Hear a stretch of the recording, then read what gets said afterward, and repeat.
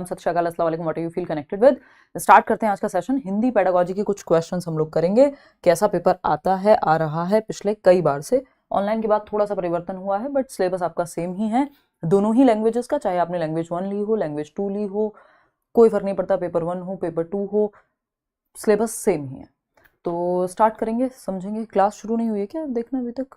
मुझे लग रहा है राहुल ने गलत की लगा दी है। और बहुत ही बढ़िया, चेक करो एक बार। शाबाश राहुल, एक बार चेक करके बताओ।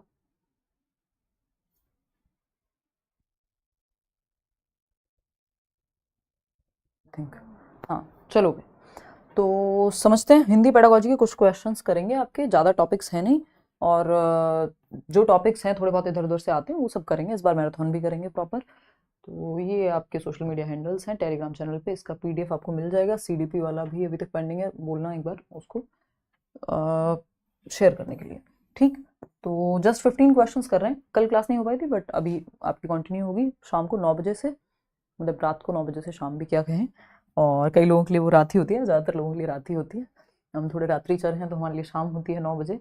लाइक शेयर सब्सक्राइब आप कर चुके होंगे होपफुली। बैचेस में एनरोल आप कर सकते हैं, अभी भी एडमिशन्स ओपन है। और I think for this week discounts भी आपके, जो अलग अलग बैचेस पे डिस्काउंट है वो रहेगा। चलिए, क्वेश्चन नंबर 1 आपके सामने है और आप फटाफट से जवाब देंगे। जस्ट 15 क्वेश्चंस करेंगे। एक सेट उठाया है जो इस बार आया हुआ है उसको, कि पेपर ऐसा नहीं है कि कुछ बहुत ऊटपटांग नहीं पूछा है, जिस तरह से पूछ रहे हैं क्योंकि कुछ चीज़ें इन्होंने नई ऐड कर ही दी थी वही है। तो स्टार्ट करें, समझें कहानी क्या है। क्वेश्चन नंबर 1 पोल में जवाब दीजिएगा।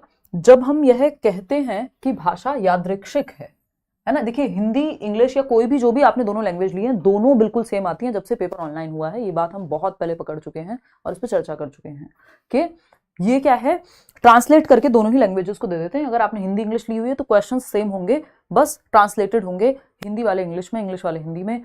तो आपके वो टॉपिक्स क्लियर होना बहुत जरूरी है। दूसरी बात, आपकी इस चक्कर में हुआ क्या है कि कुछ इंग्लिश पेडागोजी के ऐसे टॉपिक्स हैं जो पहले हिंदी में नहीं आते थे बट अब आते हैं। तो ये इंपॉर्टेंट है कि समझें। जैसे ये लैंग्वेज क्या है, आर्बिट्रेरी होती है। ये आर्बिट्रेरी को यादृच्छिक कहते हैं हिंदी में। ये क्वेश्चन जन्म जन्मांतर से, आई मीन जब से सीटेट है तब से बहुत बार पूछा जा चुका है, ठीक। तो समझेंगे फटाफट, देखते हैं क्या कहानी है। पोल में जवाब दीजिए। भाषा यादृच्छिक है, इसका क्या मतलब है या इससे क्या तात्पर्य है, ये पूछा है। पहला ऑप्शन है, भाषा पहले से निर्धारित सिद्धांतों का पालन करती है, यानी कुछ रूल्स होते हैं जिनको फॉलो करती है लैंग्वेज। चलो, होते हैं रूल्स, लेकिन वो तो भाई सिद्धांतों के अनुसार चलती है, नियम के अनुसार चलती है, उसमें आ गया यादृच्छिक है, इसका मतलब तो यहाँ पे नहीं लग रहा। सेकंड ऑप्शन है, भाषा के शब्दों और उनके अर्थों के बीच अंतर्निहित संबंध है, यानी कोई इनहेरेंट रिलेशन है कि कोई शब्द क्यों है, यानी इस पेन को पेन क्यों कहते हैं, इसके बीच में कोई संबंध है नहीं। अंतर्निहित संबंध नहीं होता है, इसका जस्ट ऑपोजिट ही यादृच्छिक कहलाता है, स्वतंत्र है, स्वच्छंद है भाषा। अगर मैं कहूं, शब्दों और उनके अर्थों के बीच संबंध किसी ठोस कारण पर आधारित है, ना कि बस यूं ही है। कोई ठोस कारण नहीं है शब्दों और चीजों के बीच में। जो मीनिंग है उसका कोई मतलब नहीं है। मन किया पेन कह दिया, टेन कह देते तो टेन हो जाता है। कोई खास संबंध है, सच ठोस संबंध नहीं होता कि इस ग्लास को ग्लास क्यों कहते हैं, कोई मतलब नहीं है, बना दिया बस, बात खत्म, ठीक। फिर आते हैं नेक्स्ट, फोर्थ है, भाषा के शब्दों और उनके अर्थों के बीच किसी प्रकार का अंतर्निहित संबंध नहीं है। ये बात एकदम सही है कि जो शब्द हैं और जो अर्थ हैं, कोई इनहेरेंट मीनिंग नहीं है, कोई अंतर्निहित। ये मैं इंग्लिश में क्यों बता रही हूं, क्योंकि पेपर में ट्रांसलेटेड ही मिलेगा। संस्कृत में भी यही क्वेश्चन होगा, बस संस्कृत में हो जाएगा वो, ठीक। तो भाषा जो भी आपने ली है, दोनों भाषाओं में सेम ही क्वेश्चन आ रहे हैं पिछले कई बार से। ऐसा कोई रूल नहीं है कि हमेशा ही आएंगे, बट पिछले कई बार से आ रहे हैं, ठीक, जब से पेपर ऑनलाइन हुआ। तो भाषा के शब्दों और उनके अर्थों के बीच किसी प्रकार का अंतर्निहित संबंध नहीं है, ये बात एकदम सत्य है कि कोई इनहेरेंट मीनिंग नहीं होता। इस पेन को पेन क्यों कहते हैं, टेन कह देते तो टेन हो जाता, यानी कोई इनहेरेंट मीनिंग कुछ होता नहीं है। इसलिए लैंग्वेज आर्बिट्रेरी है, स्वच्छंद है, यादृच्छिक है, अगर हम कहें तो, है ना। क्लियर है बात? बहुत बढ़िया। तो सिद्धांतों का पालन करती है, हाँ करती है, लेकिन वो फिर अलग भाषा के प्रिंसिपल्स से क्वेश्चन है, ये भाषा के सिद्धांत। तो भाषा के सिद्धांतों या भाषा की विशेषताएं अगर मैं कहूं तो भाषा की विशेषताओं में आता है कि भाषा नियमों का पालन करती है, रूल गवर्न सिस्टम है एक। लेकिन यादृच्छिक का मतलब ये नहीं है। तो ये अपने आप में सही है फर्स्ट ऑप्शन, लेकिन इसके बारे में सही नहीं है जो पूछा गया है क्वेश्चन में। तो जो पूछा गया है क्वेश्चन में उसी को दिन रात समझ करके, बिल्कुल अंतिम बात वही है, जो पूछा है उसका जवाब देना है, अपनी मर्जी से नहीं कुछ भी जवाब दे देना। अंतर्निहित संबंध है नहीं, अंतर्निहित संबंध नहीं होता है, उसको यादृच्छिक कहते हैं। ठोस कारण नहीं है, उसको यादृच्छिक कहते हैं। तो ये दोनों ऑप्शन वैसे गलत हो गए। बचता क्या है अपने पास, यही बचता है ना। तो कमल कमल लिख रहे हैं आप, अब वो कमल को अगर समल लिख देते, मतलब उस कमल का नाम समल कर देते, मेरा नाम कुछ और रख देते घर वाले, क्या फर्क पड़ता है, कोई इंटरनल मीनिंग थोड़ी है उस चीज का, वो अपने लिए कोई बना ले, बात अलग है। क्वेश्चन नंबर 2 देखिएगा, क्वेश्चन नंबर 2 क्या कहता है, किसी टॉपिक पर मानस मंथन करने के बाद, मानस मंथन क्या होता है, ब्रेनस्टॉर्मिंग, साथ में ये इंग्लिश टर्म्स भी पता होना जरूरी है, आपके लिए इजी हो जाएगा पेपर सॉल्व करना। किसी टॉपिक पर मानस मंथन करने के बाद भी एक बालिका अपने आप से अनुच्छेद नहीं लिख पा रही है, अनुच्छेद बोले तो पैराग्राफ, तो एक बच्ची है जो पैराग्राफ नहीं लिख पा रही है ब्रेनस्टॉर्मिंग करने के बावजूद। आपने सोच लिया, विचार लिया, आपको कहा गया भाई निशा के लिए बर्थडे पे लेटर लिखना है, अब मैंने मानस मंथन किया, दिमाग में कुछ आ नहीं रहा है ना, और अच्छा तो बिल्कुल नहीं आ रहा है, तो अब मैं अनुच्छेद लिखूं कैसे, है ना। तो यानी मैं पैराग्राफ कैसे लिखूं, ये स्थिति है एक बालिका की। नहीं, मैं मजाक कर रही थी, दिल पे लगे, निशा अभी पोल नहीं देंगी, नेक्स्ट नाराज हो जाएंगी। हालांकि वह वयस्क या सहपाठी के मार्गदर्शन में लिख लेती है, लेकिन कोई बड़ा अगर मेरी मदद कर दे, जिसको पता हो निशा की कुछ अच्छी विशेषताएं, तो मेरे से लिखा जाएगा। ऐसा होता है ना कई बार, कि बच्चा अकेला नहीं क्वेश्चन सॉल्व कर पा रहा, बट उसको अगर हेल्प मिल जाए टीचर की, दोस्त की, तो हो पाता है। जैसे कई बार नहीं होता कि जब हम बचपन में पढ़ते थे और हमें कोई क्वेश्चन सुनने को कह दिया मम्मी ने या किसी ने भी आसपास, तो हम कहते थे, या दोस्त ने, कि मम्मी एक शुरुआत की लाइन बता दो, बस याद आ जाएगा। तो वो हेल्प है कि सहपाठी से मार्गदर्शन में लिख पा रहा है बच्चा। इस प्रकार के मार्गदर्शन को क्या कहेंगे, ये जो मार्गदर्शन है, ये जो गाइडेंस है, ये जो हेल्प है, इसको क्या कहेंगे, सिंपल क्वेश्चन। अगर आप एक लैंग्वेज बहुत अच्छे से पढ़ लेते हैं तो दूसरी का आपका सॉल्यूशन अपने आप निकल जाएगा, बशर्ते आपको वोकैबुलरी पता हो। यानी ये जो मार्गदर्शन है इसको गाइडेंस कहते हैं, और अभी जो पिछले क्वेश्चन में हमने किया, जो यादृच्छिक का मतलब आर्बिट्रेरी होता है, बस इतना आपको पता होगा ट्रांसलेशन, तो आपका दोनों ही लैंग्वेजेस बिल्कुल सेफ सिक्योर तरीके से आप कर पाएंगे अटेम्प्ट। ठीक, फोन मत चलाओ तुम बिल्कुल भी, लैपटॉप पे ध्यान दो, मैं डिस्ट्रैक्ट हो रही हूं। देखेगा एक बार। तो टीम शिक्षण कहेंगे इसको, नहीं, ये मदद है, स्कैफोल्डिंग जिसको वाइगोत्स्की कहते हैं, कि अस्थायी मदद है, जहां बच्चा अटके उसको वहां मदद दो, तो वो स्कैफोल्डिंग हो गई। उसका सहपाठी उसको मदद दे रहा है जो उससे खुद से नहीं हो पा रहा था, है ना। आप पेपर खुद से ही सॉल्व करके आएंगे, बस आप ये वीडियो देख करके, बैच में एडमिशन लेकर के क्या ले रहे हैं, स्कैफोल्डिंग ले रहे हैं, एक अस्थायी मदद ले रहे हैं जो आपको पेपर में हेल्प करेगी। अभी वो टेम्परेरी हेल्प है, सहपाठी शिक्षण नहीं, सहपाठी शिक्षण नहीं है, यहां पे लिख बच्चा ही रहा है, सहपाठी थोड़ी, उसका फ्रेंड थोड़ी ना उसको सिखा रहा है या पढ़ा रहा है, वो तो हेल्प कर रहा है बस। तो ये मार्गदर्शन, मदद या स्कैफोल्डिंग या पाड़ या ढांचा कहलाएगी, सहपाठी परामर्श नहीं। इसका एग्जैक्ट जो टर्मिनोलॉजी है वो है मदद या स्कैफोल्डिंग। चलें आगे बढ़े। नेक्स्ट क्वेश्चन है आपका, भाषा अर्जन केवल तभी घटित होता है जब, अब भाषा अर्जन पे क्वेश्चन हमेशा आता ही है, आता ही रहा है और आएगा, ठीक है। तो भाषा अर्जन केवल तभी घटित होता है जब, कब घटित होता है भाई, यही पूछा है और आपको बताना है। 4 ऑप्शन है, आंसर यही है, बस पहचानना है, रिकॉग्नाइज करना है, बनाना थोड़ी है, लिखना थोड़ी है, 5वां उत्तर या 5वां ऑप्शन आपको। तो भाषा अर्जन, एक है भाषा अधिगम और दूसरा है भाषा अर्जन। अधिगम है जब आप स्कूल में प्रॉपर ग्रामर और सारी वोकैबुलरी और आपका जो भी वर्ड मीनिंग है वो तो वोकैबुलरी में आ जाएगा, आपका इधर लेटर वगैरह सब कुछ आप सीख रहे हैं, भाषा स्क्रैच से सीख रहे हैं, पढ़ना लिखना, वो जो भाषा के चारों कौशल हैं, है ना, सुबो पाली जिसको हम कहते हैं, सुनना बोलना पढ़ना लिखना, लिसनिंग स्पीकिंग रीडिंग राइटिंग, वो जब आप प्रॉपर स्कूल में सीख रहे हैं नियमों के तहत, तो वो अधिगम है।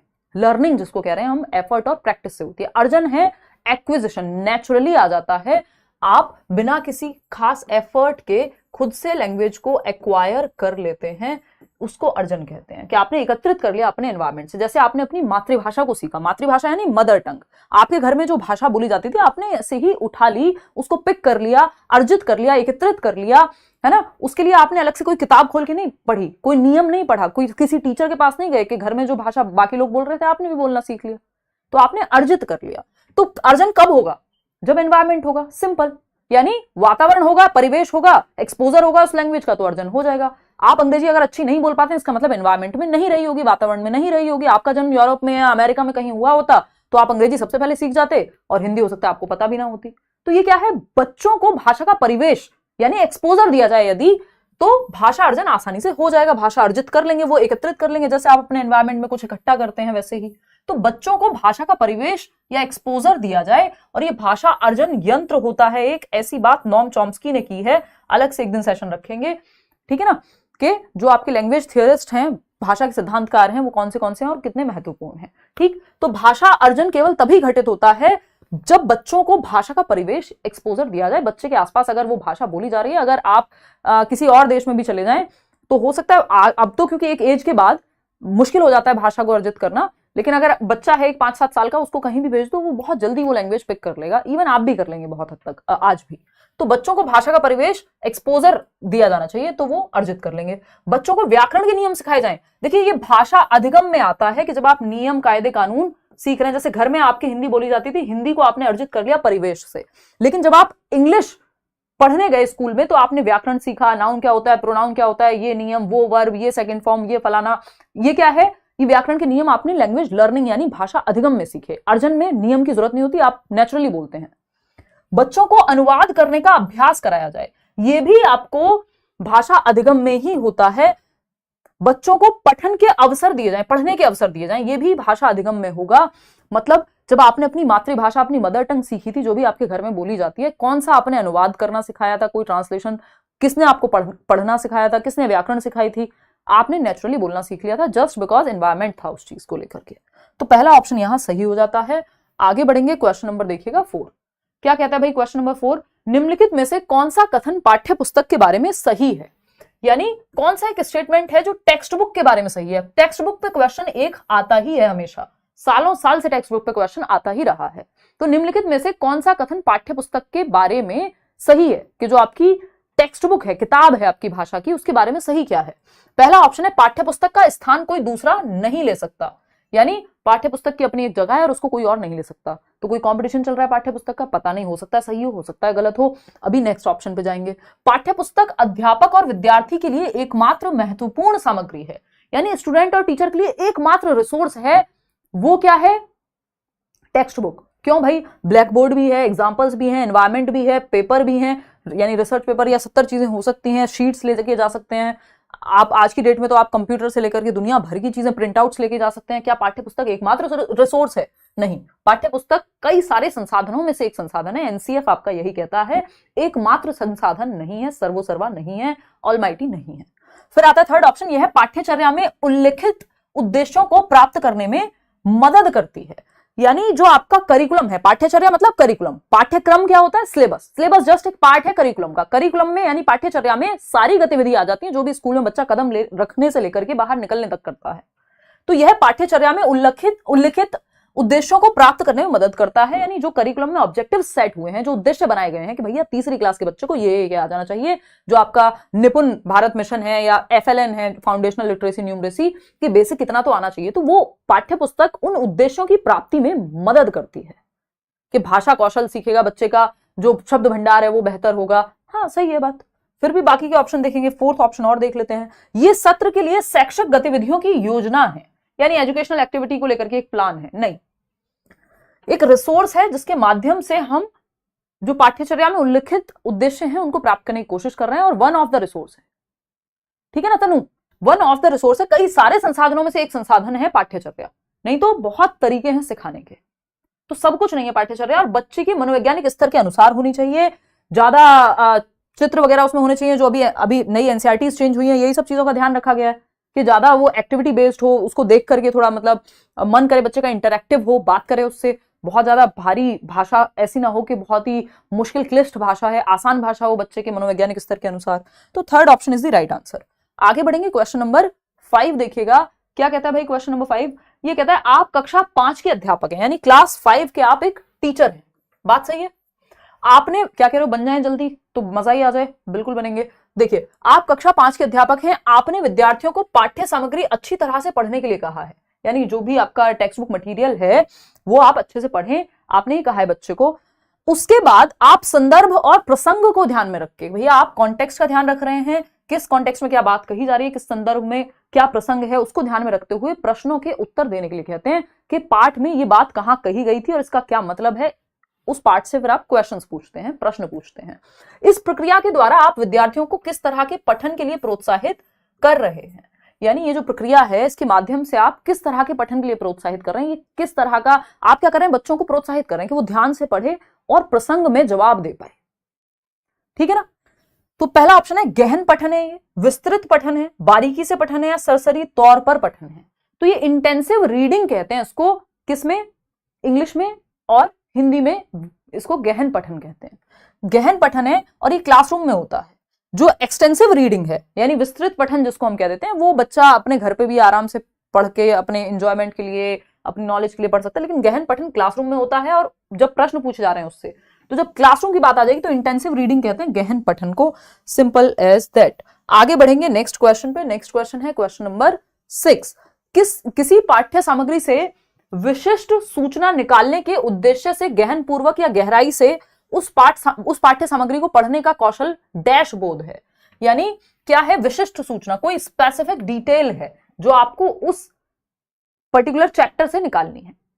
तो उद्देश्य क्या है कि कोई डिटेल निकालनी है, ठीक से गहन पूर्वक या गहराई से उस पाठ्य सामग्री को पढ़ने का कौशल डैश बोध है। मूल्यांकन परक है, वैश्विक है, स्थानीय है, या निष्कर्षात्मक है। देखिए निष्कर्ष निकालने को कहा गया है यहाँ पे नहीं, तो फिर क्यों होगा, कंक्लूजन तो कोई ड्रॉ नहीं कर रहे हम, है ना। फिर क्या है, कोई कह रहा है मैम हम निशा से पढ़ेंगे, चलो आ जाओ देखिएगा एक बार। फिर नेक्स्ट है मूल्यांकन परक, यानी इवेल्युएट करने की बात हो रही है, कुछ जज करने की बात हो रही है, नहीं। तो वैश्विक, कोई दुनियादारी की बात हो रही है, नहीं। स्थानीय पठन कहते हैं इसको, स्थानीय बोध कहते हैं, सॉरी। स्थानीय बोध क्या है, जिस चीज के बारे में, जो भी लोकल नॉलेज एक तरह से, जिस चीज के बारे में आपसे पूछा जा रहा है, एक विशिष्ट सामग्री है, वो दिया गया, उसमें क्या लिखा है, तो वो वहां पे स्थान हो गया, वो एक लोकल कॉन्टेक्स्ट हो गया जहां से आपको डेटा निकाल करके देना है, तो इसको स्थानीय बोध कहते हैं। क्वेश्चन नंबर 7 देखिएगा, ये कहता है व्याकरण पढ़ाने का निगमनात्मक उपागम अनुशंसा करता है कि हमें सबसे पहले, यानी आप पढ़ा रहे हैं ग्रामर, अब निगमनात्मक उपागम इसको डिडक्टिव मेथड कहते हैं अंग्रेजी में, और इंडक्टिव जो होता है उसको हम क्या कहेंगे मैडम, बताइए, वैसे भी आपसे ही पढ़ना है? वाह शाबाश, वेरी गुड। कोई बात नहीं, हिंदी थोड़ा सा हम प्रैक्टिस करेंगे। Ma'am my voice is not Audible. अच्छा, आपकी भी वॉइस सुनती है मुझे, मेरी नहीं है ऑडिबल या आपकी नहीं है, फटाफट से बताओ। हाँ, सी ऑप्शन, सब अपनी मर्जी से दे रहे हैं जवाब। प्लीज स्लो डाउन, कितना स्लो पढ़ोगे, कर देंगे और स्लो। और बताओ, देखिएगा इंग्लिश में क्वेश्चंस दो, हिंदी के क्वेश्चन इंग्लिश में पूछेगा आपसे एग्जामिनर, कमाल करते हो यार। English options please. Hindi pedagogy है, हिंदी शिक्षण शास्त्र कहते हैं इसको, है ना। ये तो मैं आपकी मदद कर दे रही हूँ कि ट्रांसलेट कर रही हूँ, क्योंकि ट्रांसलेशन अगर आपको पता होगा तो आपको दोनों भाषाओं में ही आसानी होगी, ठीक। सी ऑप्शन कह रहे हैं। देखिए व्याकरण पढ़ाने का निगमनात्मक उपागम, देखिए ग्रामर के लिए ना डिडक्टिव मेथड है, अच्छा माना जाता है ना, ग्रामर टीचिंग के लिए। तो निगमनात्मक उपागम में क्या होता है, यानी डिडक्टिव मेथड में क्या होता है, एक होती है इंडक्टिव अप्रोच, दूसरी होती है डिडक्टिव अप्रोच, ठीक। अनुशंसा करता है कि हमें सबसे पहले, तो डिडक्टिव में सबसे पहले रूल सिखाया जाता है, नियम से उदाहरण की ओर जाते हैं, उदाहरण से नियम की ओर इंडक्टिव में जाते हैं। इंडक्टिव को हिंदी में क्या कहते हैं, जरा याद करके बता दीजिए। आगमनात्मक विधि, उदाहरण से नियम की ओर। मैं एग्जांपल दे देती हूं आपको, नियम प्रस्तुत करने चाहिए, नियम प्रस्तुत करने चाहिए। तो जैसे संज्ञा है, तो संज्ञा की पहले आप परिभाषा बताते हैं, है ना, और फिर उसके बाद उदाहरण देते हैं। जब आप क्या करते हैं, निगमनात्मक विधि से पढ़ा रहे हैं, तो जब आप आगमनात्मक विधि से पढ़ाते हैं तो पहले उदाहरण देते हैं। उदाहरण क्या होते हैं, बच्चों बताओ तुम्हारा फेवरेट फूड क्या है, फेवरेट सिटी क्या है, तुम्हारे दोस्त का नाम क्या है, फिर वो बताएगा सोनू है, छोले भटूरे फेवरेट फूड है, आगरा मेरी फेवरेट सिटी है।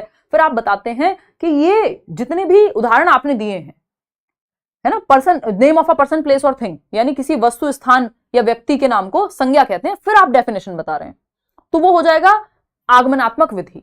उदाहरण प्रस्तुत कर रहे हैं पहले, बाद में जा रहे हैं नियम की ओर। लेकिन जब आप नियम प्रस्तुत कर रहे हैं तो ये निगमनात्मक विधि होती है कि पहले आपने परिभाषा लिखवा दी, उसके बाद उदाहरण दे रहे हैं, ठीक है बात। तो वास्तविक संप्रेषण प्रस्तुत करना चाहिए, नहीं, इस नियम के अनुसार वास्तविक संप्रेषण नहीं आएगा। आगे बढ़ेंगे क्वेश्चन नंबर 8 पर। डैश तथ्यों से कहीं आगे जाकर अनुमान लगाने का तरीका है, यानी फैक्ट्स जो आपके सामने हैं उससे आगे जाकर के आप अनुमान लगा रहे हैं, इन्फेरेंस ड्रॉ कर रहे हैं। तो पाठ्य सामग्री का विस्तार, एक्सट्रापोलेशन, व्याख्या करना किसी चीज की, विश्लेषण करना या निष्कर्ष निकालना, बताइएगा। मैराथन कराएंगे भाई, अभी तो पहले क्वेश्चंस कर लो, मॉक टेस्ट कर लो, फिर कर लेना मैराथन, बता देंगे। देखिएगा, डैश तथ्यों से कहीं आगे जाके, मतलब जो आपके पास फैक्ट्स हैं उनके आगे जाके आपको सोचना है, विचारना है, अपने कुछ विचार उस पर व्यक्त कर रहे हैं, या फिर थिंकिंग प्रोसेस लगा करके कुछ और एक्स्ट्रापोलेट करना है। अगर मैं अंग्रेजी में कहूं तो, हिंदी में कहें तो पाठ्य सामग्री का विस्तार, कि आपने बच्चों को कहा इस पे सोच के इस कहानी को और आगे बढ़ाओ, इसमें क्या हो सकता है, इसका अंत बदल के देखो।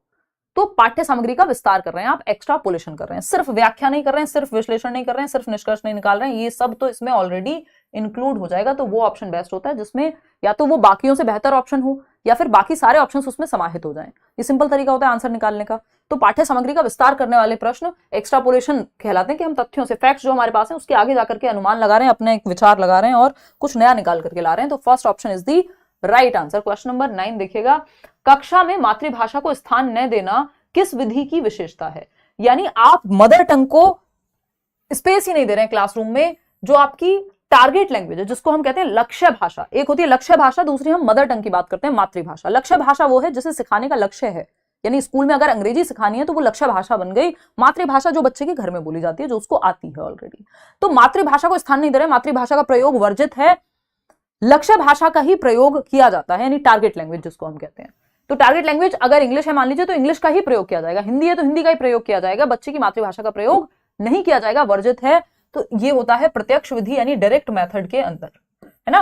ये नेचुरल में तो भाई नेचुरली जो बच्चों को भाषा आती है वो उस पे जाएंगे। द्विभाषिक में तो 2 भाषाएं बोली जा सकती हैं, 2 भाषाओं का इस्तेमाल होगा, ट्रांसलेशन हो सकता है।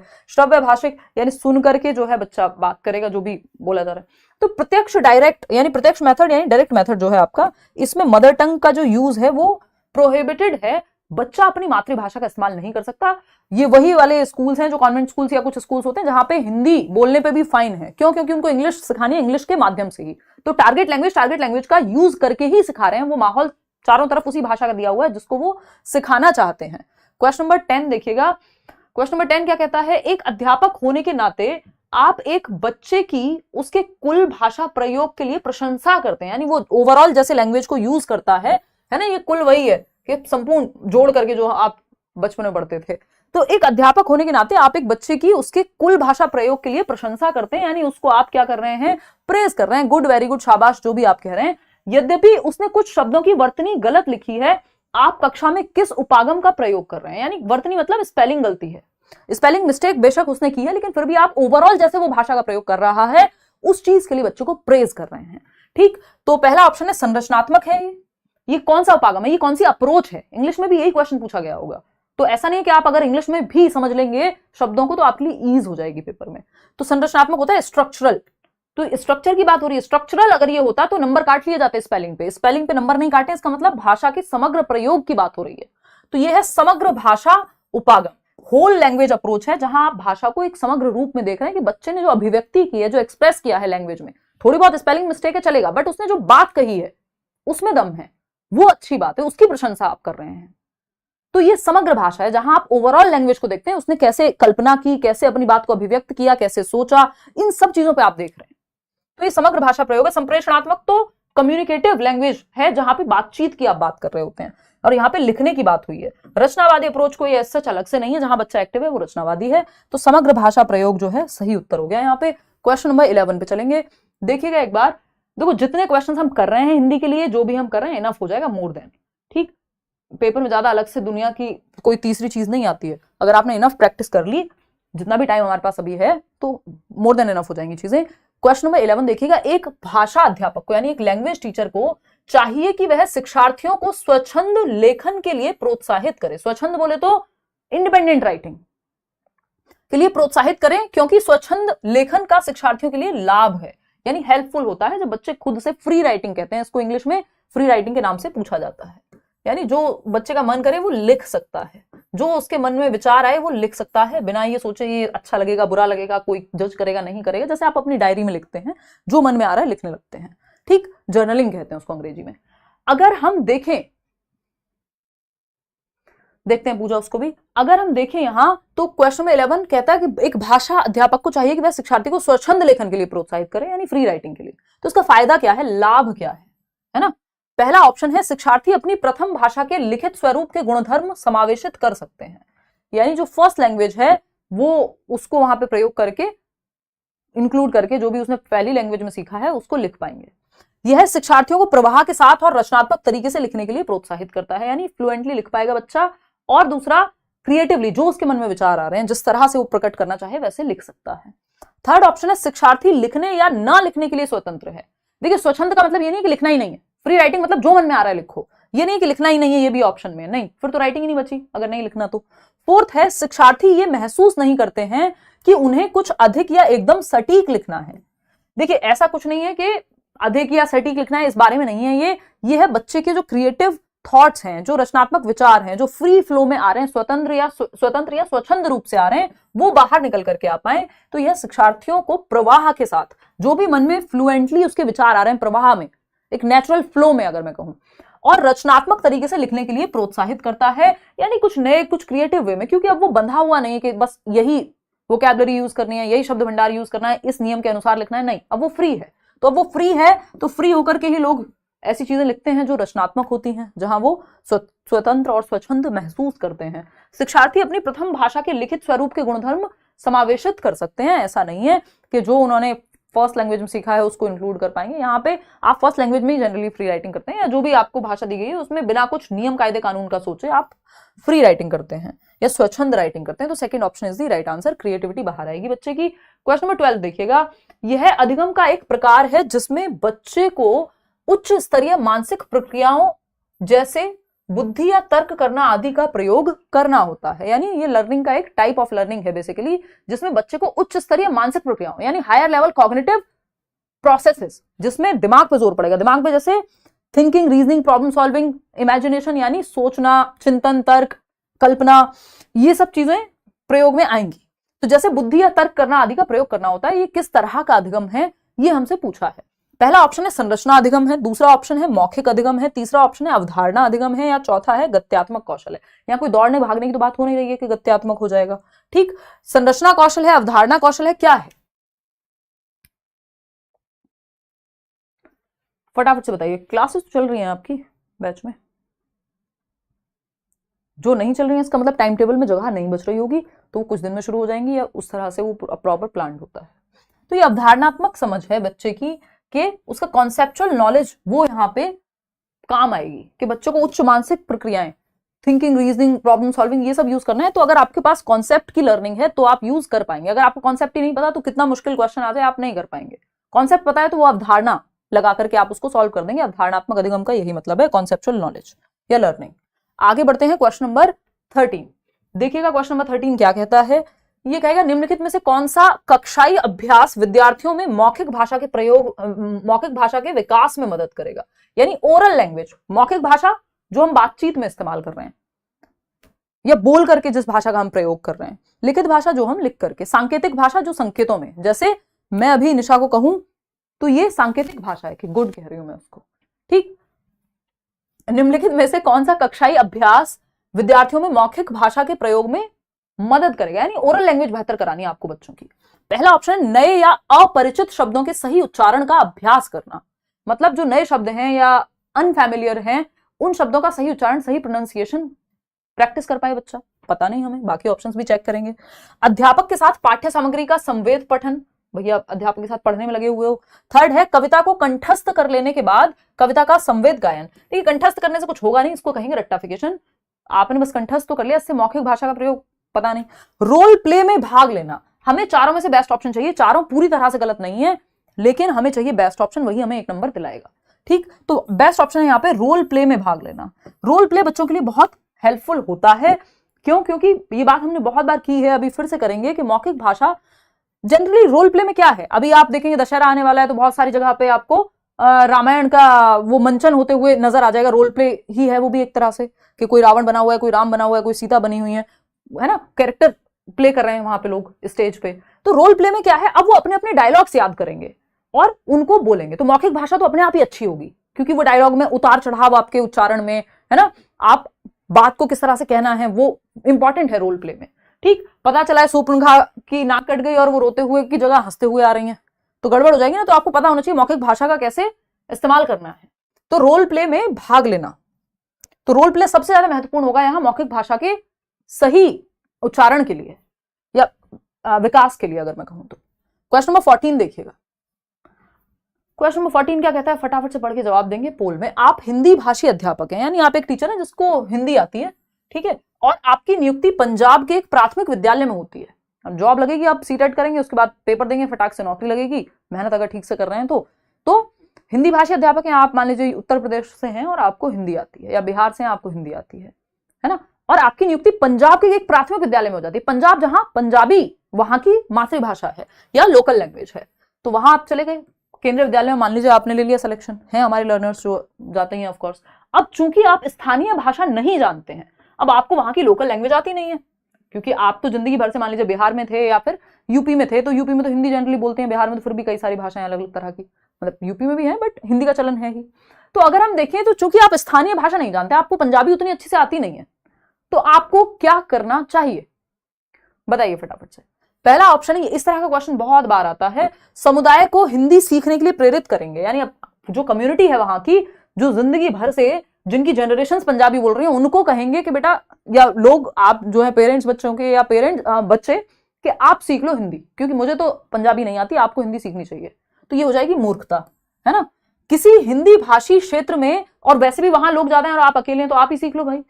किसी हिंदी भाषी क्षेत्र में स्थानांतरण के लिए आवेदन कर देना चाहिए, यानी आप कहेंगे मेरा ट्रांसफर कर दो यार कहीं, तो ये एकदम गलत तरीका है। एज अ टीचर आप भागेंगे नहीं अपनी रिस्पॉन्सिबिलिटी से, आप वहीं एडजस्ट करने की कोशिश करेंगे। आपको देश भर में कहीं भी ट्रांसफर दिया जा सकता है, ये आपको पहले ही नौकरी ज्वाइन करने से पहले पता था। केंद्रीय विद्यालय में सबको पता ही होता है, नवोदय विद्यालय में सबको पता होता है, ठीक। एकलव्य मॉडल स्कूल्स में भी यही हाल है। थर्ड क्या, बच्चों की भाषा को एक संसाधन के रूप में इस्तेमाल करना चाहिए और शिक्षण आरंभ करना चाहिए, यानी जो बच्चे की भाषा है उसको एक रिसोर्स के तौर पर इस्तेमाल करेंगे और सीखने की कोशिश भी करेंगे और शिक्षण आरंभ करेंगे। अंग्रेजी में संप्रेषण करना चाहिए। क्यों भाई, जब बच्चे की मातृभाषा में सिखाना है, नेशनल एजुकेशन पॉलिसी साफ साफ कह रही है, तो क्यों आप इतने तीरंदाज बन रहे हैं कि अंग्रेजी में संप्रेषण करेंगे, ठीक। तो ये क्या, बच्चों की भाषा को एक संसाधन के रूप में इस्तेमाल करना चाहिए और शिक्षण आरंभ करना चाहिए। बच्चे की भाषा, बच्चा सेंटर में है, बाकी सारी चीजें पेरीफेरी पे हैं, केंद्र में बच्चा है, बच्चे के अनुसार चीजें होंगी, इसीलिए चाइल्ड सेंटर्ड एजुकेशन कहते हैं। और इसके अराउंड है, बाकी सारी चीजें जो है ये सीमाओं पे हैं, केंद्र में बच्चा है। तो बच्चे की भाषा को आप संसाधन के रूप में इस्तेमाल करेंगे और सीखने का प्रयास भी करेंगे जितना आपसे हो पाएगा। क्वेश्चन नंबर 15 देखिएगा, भाषा अधिगम में निदानात्मक परीक्षण। ये लास्ट क्वेश्चन आज का, 15 ही क्वेश्चन करने वाले हैं आज हम। भाषा अधिगम में निदानात्मक परीक्षण का उद्देश्य क्या है। निदानात्मक पे भी एक क्वेश्चन आता ही आता है, डायग्नोस्टिक टेस्ट कहते हैं इसको। अंग्रेजी में भी सेम ही क्वेश्चन आएगा, डायग्नोस्टिक, और आया भी होगा डायग्नोस्टिक टेस्ट। अब ये डायग्नोस्टिक टेस्ट का ऑब्जेक्टिव क्या है, उद्देश्य क्या है। देखिए सिंपल है, डायग्नोस्टिक टेस्ट का हमेशा जो उद्देश्य होता है, या रेमेडियल टीचिंग भी इसमें कई बार शामिल हो जाती है, उपचारात्मक शिक्षण जिसको हम कहते हैं, डायग्नोस करना। डायग्नोस्टिक लैब्स याद रखा कीजिए, सिंपल, सालों साल से यही उदाहरण दे रहे हैं। तो ये क्या है, डायग्नोस्टिक टेस्ट। डायग्नोस्टिक लैब क्या करते हैं, आपको बुखार है 4 दिन से, दवाई आपने सिम्टम सोच के ले लिए लेकिन फायदा नहीं है, तो आप डॉक्टर के पास जाते हैं, फिर डॉक्टर आपको टेस्ट करवाने को कहेगा, वो टेस्ट में पता लगेगा, डायग्नोस होगा कि आपको दिक्कत क्या है, डेंगू है, मलेरिया है या कुछ नहीं है, ऐसे ही मक्कड़ बना रहे थे, तो ये क्या है, डायग्नोस्टिक टेस्ट से ही पता लगेगा। निदानात्मक परीक्षण होते हैं, समस्या है कहां बच्चे की, उसको पता करने के लिए। तो पहला ऑप्शन है, विद्यार्थियों के प्रगति रिपोर्ट कार्ड में प्राप्त फल लिखना, यानी जो प्रोग्रेस रिपोर्ट है उसमें जितने भी नंबर आए हैं वो लिखना। आउटकम नहीं, कारण, दिक्कत कहां है वो पहचानना है, डायग्नोस करना।